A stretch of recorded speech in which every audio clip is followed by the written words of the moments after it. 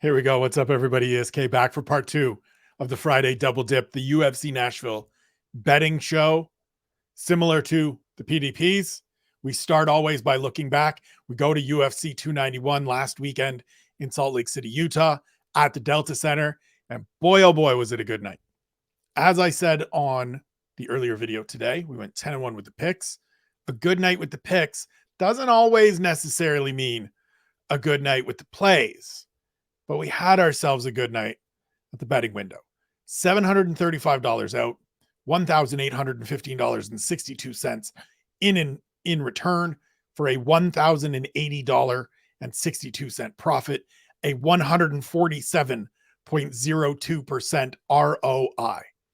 We hit the prelims parlay. We hit the Derek Lewis triple stack.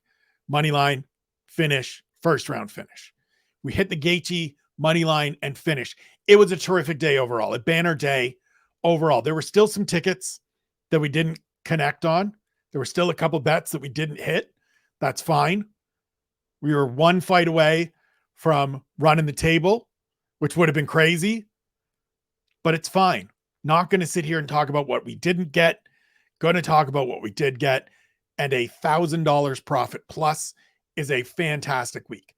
They don't come every week, so I'm not going to sit here and lament what I didn't get when I turned $1,000 profit, a 10-unit profit, if you will. Year to date, $8,815 out, $7,396.65 in. So we're still down $1,418.35, a negative 16.09% ROI.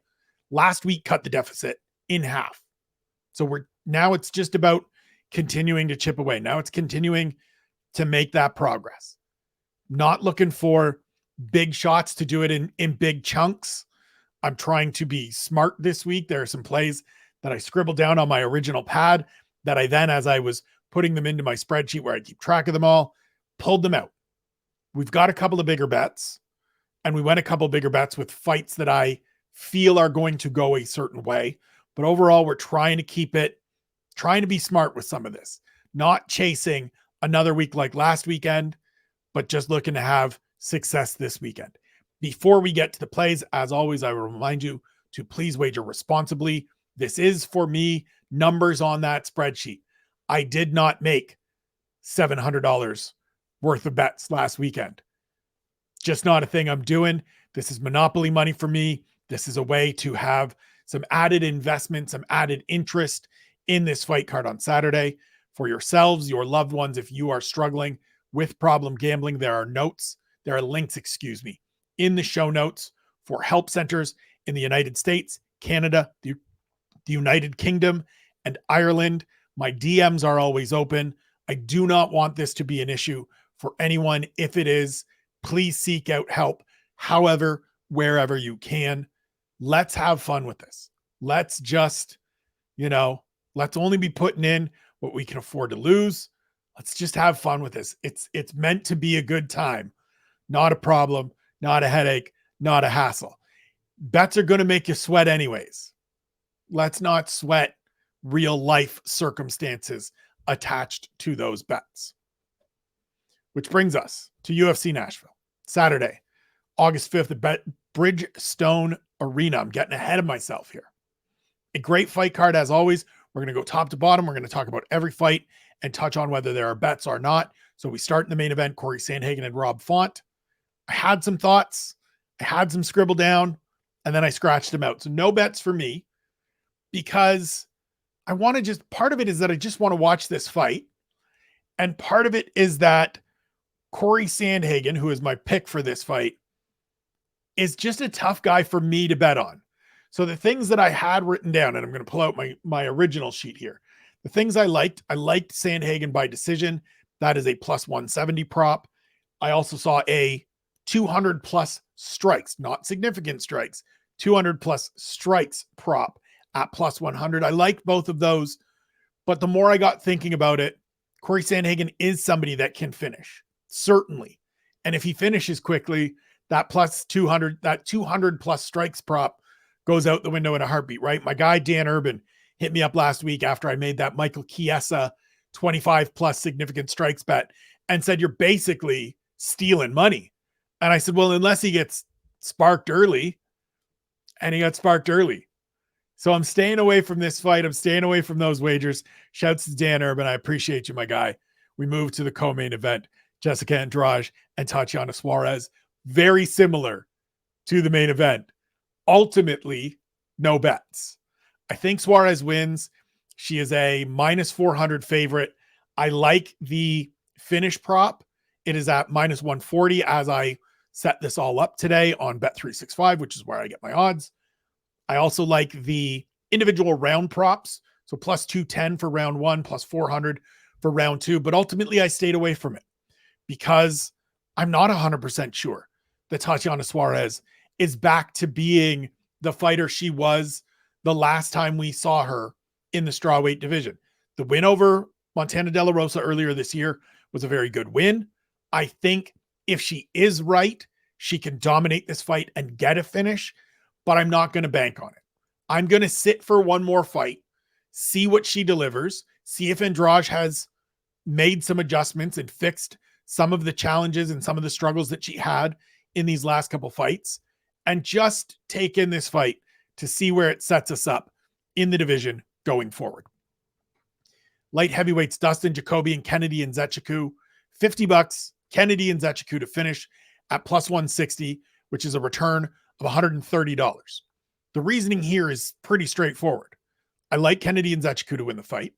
He's won his last three fights. He's won his last three fights by stoppage. I think Kennedy is one of those guys. And listen, Dustin Jacoby is difficult to put away.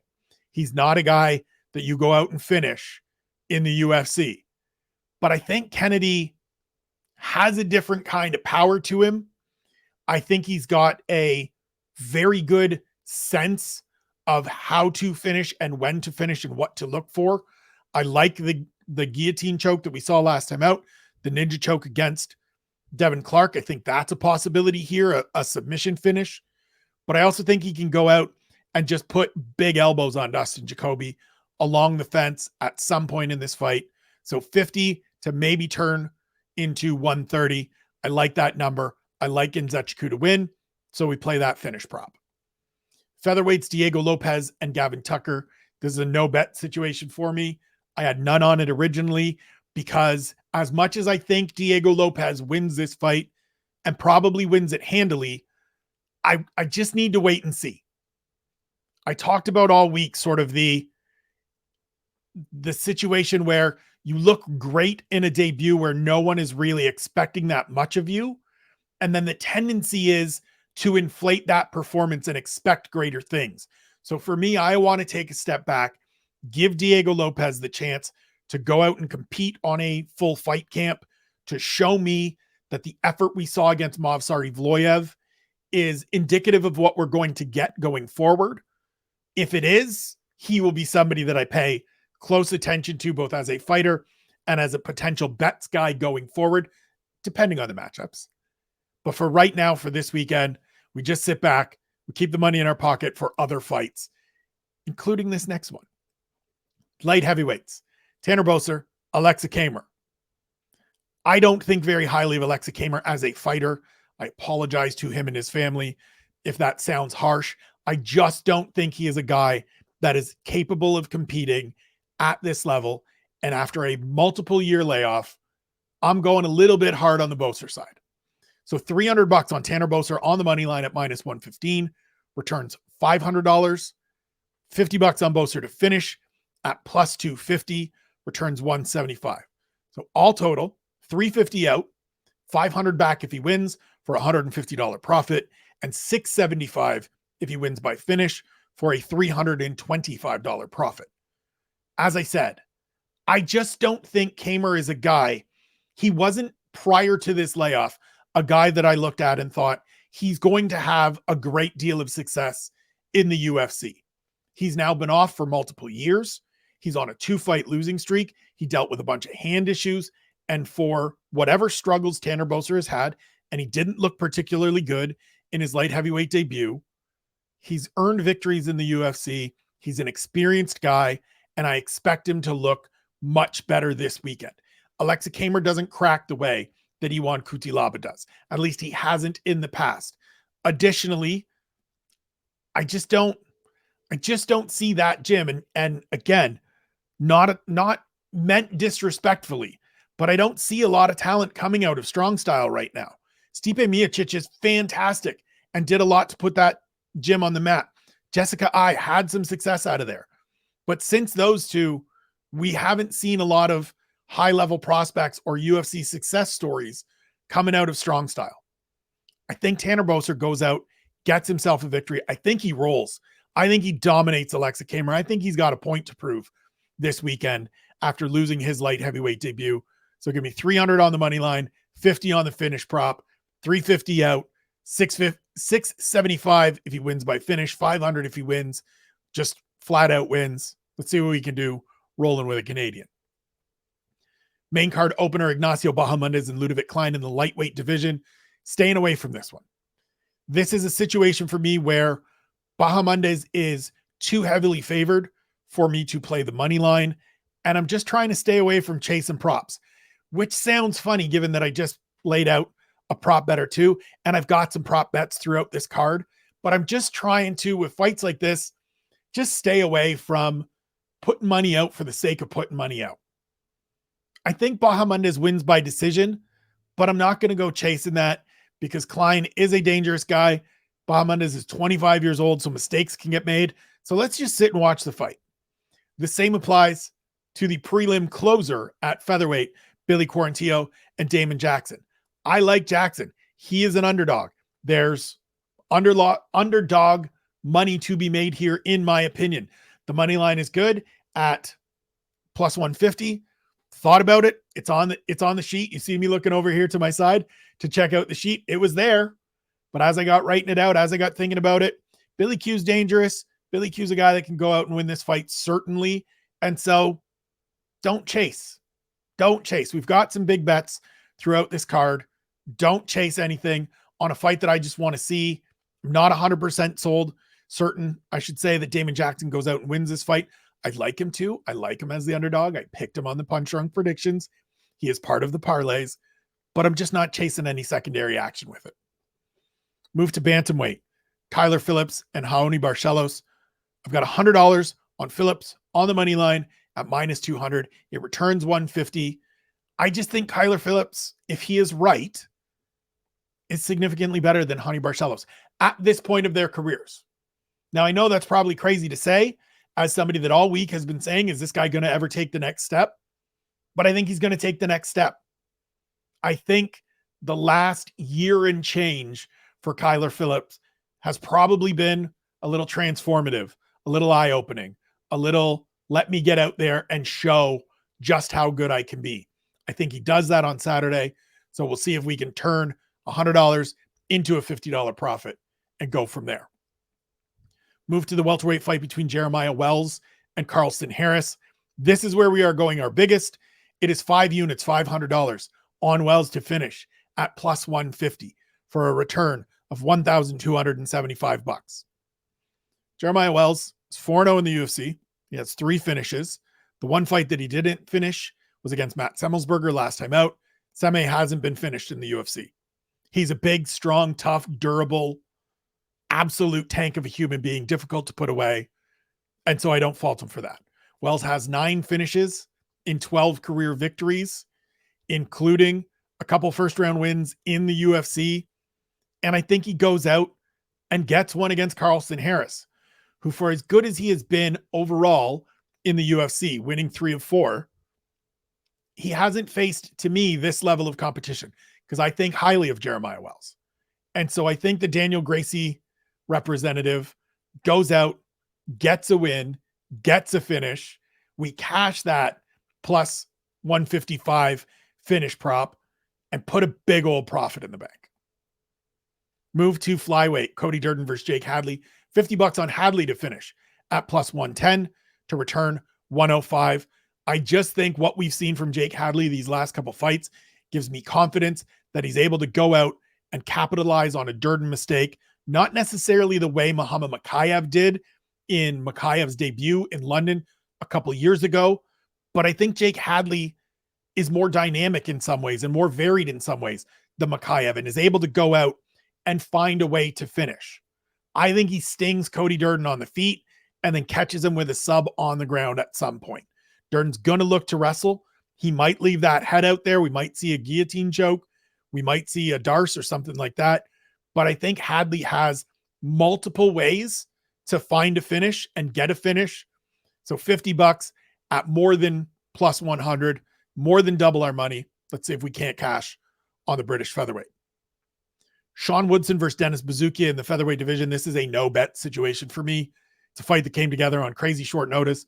Bazookia missed weight. I don't have a ton of confidence in Sean Woodson as a fighter in general, just because I haven't seen the consistency. So we stay away.